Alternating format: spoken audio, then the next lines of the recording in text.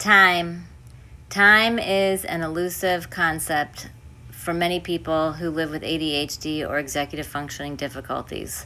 They will either overestimate or underestimate how long any given task will take them, and they find themselves constantly scrambling.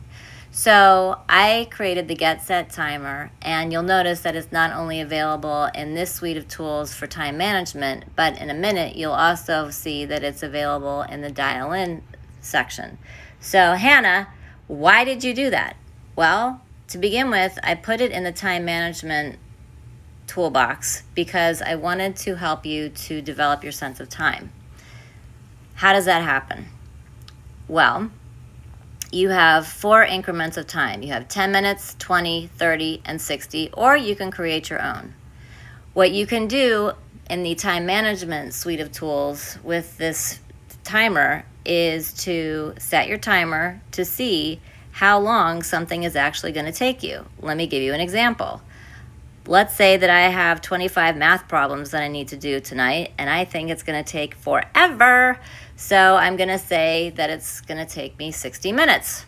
I'm going to set my timer by pressing the green button here, and I'm going to engage in my 25 problems. What's really cool about this timer feature is twofold. One, I can take it anywhere with me throughout the app, so I could leave the time management. I could go into my get to-do list and mark off a couple of things really briefly, and then look, it's still there. I could go into the accountability toolbox. It's still going to follow me. So wherever I go in this app, the time is going to stick with me. The other thing that is really cool about this feature is the visual representation of the passage of time. You'll notice that there is a green filling in phenomenon that's going on inside of this ring, green just like our toad. And that is very helpful for people to also conceptualize time because they can use the physical representation of time with this ring. So I'm engaged in doing my 25 math problems, and it turns out that it did not take me 60 minutes. It took me a minute and 12 seconds because I was just so speedy. It didn't really, but the point is that I overestimated how long it was going to take me. So the next time I need to do 25 math problems, the likelihood is pretty great that it's going to take less than 60 minutes for me to complete. Now, let's hop over to, Let's hop over to the Get Set Timer and the Dial In feature, and how you could use the Get Set feature here is I'm going to choose my own set of time, just showing you how that can work. And what you can do is you can set aside maybe 7 minutes that you're going to work. Maybe this is just a warm-up.